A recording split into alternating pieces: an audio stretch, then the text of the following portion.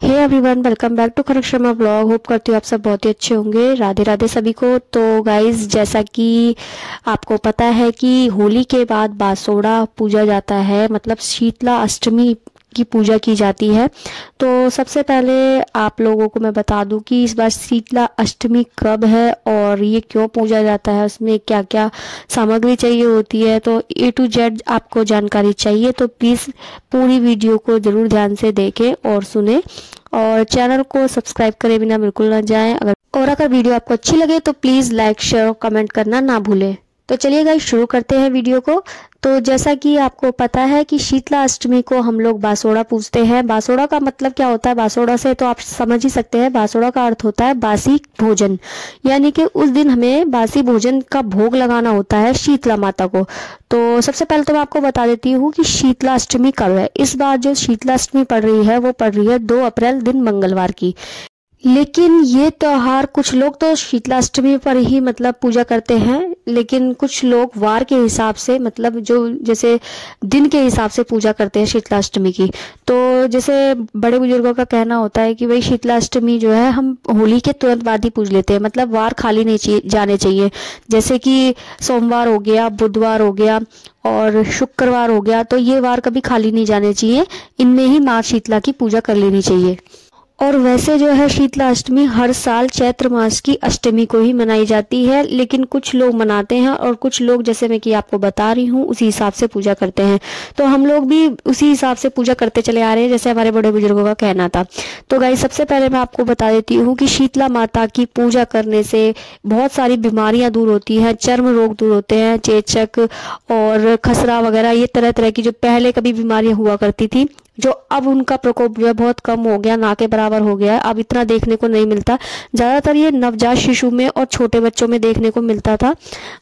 तो अब ऐसी बीमारियां बहुत ही कम देखने को मिलती हैं, ऐसे रोग अब बहुत ही कम हो गए हैं, क्योंकि हमारे बड़े बुजुर्गों का जो कहना है कि शुरू से कि माता शीतला की पूजा ज़्यादातर बच्चों के लिए ही की जाती है और घर में सुख समृद्धि के लिए की जाती है, और ये कष्ट वगैरह, रोग वगैरह, ये सब दूर हो, अला बला जितनी भी होती है सब दूर होती है, इसी वजह से ये पूजा की जाती है।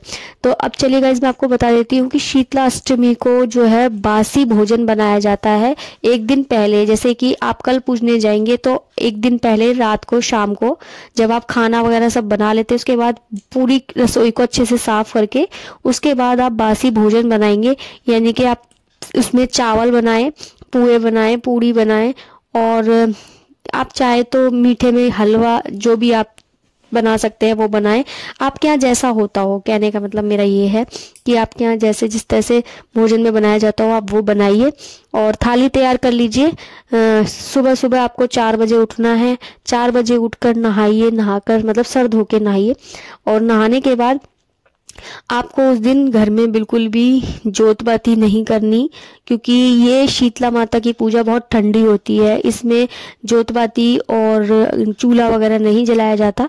तो इसलिए आपको थाली जो तैयार करनी है उसमें एक मतलब उसमें आपको भीगी हुई चने की दाल रखनी है। आपको रात को एक दिन पहले ही 1 कटोरी दाल गला के रख दे पानी में, तो वो अगले दिन फूल जाएगी। सुबह सुबह उस कटोरी को रख ले अपनी थाली में, और गुंजिया रख ले, 1 लोटा जल रख ले, पुए रख ले, पूड़ी रख ले, हलवा और घी बाती अगर होता हो आपके यहाँ जोत पाती। जैसे कि मैं कह रही हूँ कि अगर आपके यहाँ जोत पाती होती है तो आप कर सकते हैं। वैसे तो ये माता की ठंडी पूजा होती है, तो इसमें जोत पाती का कोई काम नहीं होता।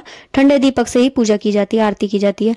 तो मैं मतलब हमारे यहाँ, आपके यहाँ जैसा होता आप कर सकते हैं। और हल्दी रख ले, घी रख ले, गुड़ रख ले, कुछ खुले पैसे रख ले, और जो होली पे बुरकुले जो आपने बनाए हैं उसमें से कुछ बुरकुले आपको रोक लेने चाहिए, वो इस दिन भी काम आते हैं। तो माता पूजा के लिए जब आप जाएंगे तो आप उन्हें भी साथ लेकर जाएं, कुछ बुरकुले, और अपने संग में बच्चों को जरूर लेकर जाएं इस पूजा में, क्योंकि ये छोटे बच्चों के लिए बहुत ही जरूरी होती है ये पूजा। अगर आप छोटे बच्चों को नहीं ले जा सकते, या आपका घर से मंदिर काफी दूर है, कुछ मतलब आपके यहाँ कोई कारण है नहीं ले जा सकते आप छोटे बच्चों को, क्योंकि ऐसा भी होता है बच्चे सुबह सुबह नहीं उठ पाते जल्दी, और मतलब ज़्यादा छोटे बच्चे होते हैं तो वो रोते हैं सुबह उठने में, तो कोई ज़रूरी नहीं है।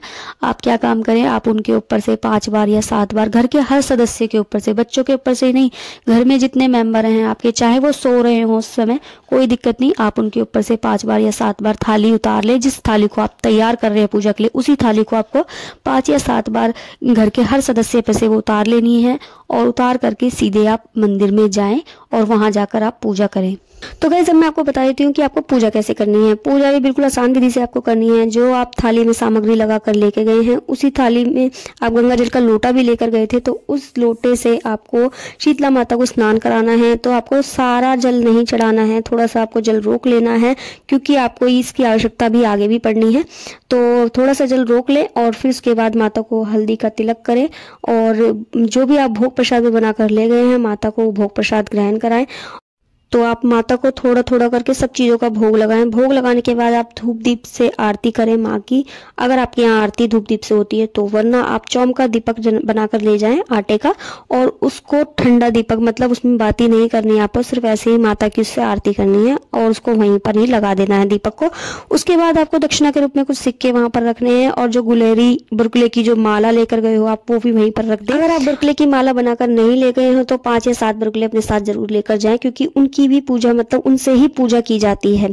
तो जो आप वहां पर भी मतलब सारे ना रखें, 2 या 5 इस तरह से रख दें, और थोड़े से 2 बुरकले रोक ले, क्योंकि आप चौराहे पर आगे पूजा करेंगे, उसके लिए आपको 2 बुरकले रोक लेने हैं थाली में ही। तो अब इस तरह से पूजा करने के बाद आप जब मंदिर में से निकलते हो, तो होली का जहाँ दहन हुआ था, आपने जहाँ होली की पूजा करी थी, उसी जगह पर आकर आपको चौराहे की पूजा करनी है। तो चौराहे पर भी सेम आपको इसी तरह से करनी है। थोड़े से गंगा जल के छींटे डालें, उस पर थोड़े से 2 बुरकले रखें, जो गुलेरी होती है वो रखें, और उस पर थोड़ा सा हल्दी का तिलक करें, और चावल पुए जो भी आप सामान बना के लेके गए, जैसे आपने वहां पर भोग लगाया था उसी तरह से वहां पर भी थोड़ा सा भोग लगाएं, और थोड़ी सी दक्षिणा रख दें, सिक्के, खुले सिक्के, खुले पैसे रख दें।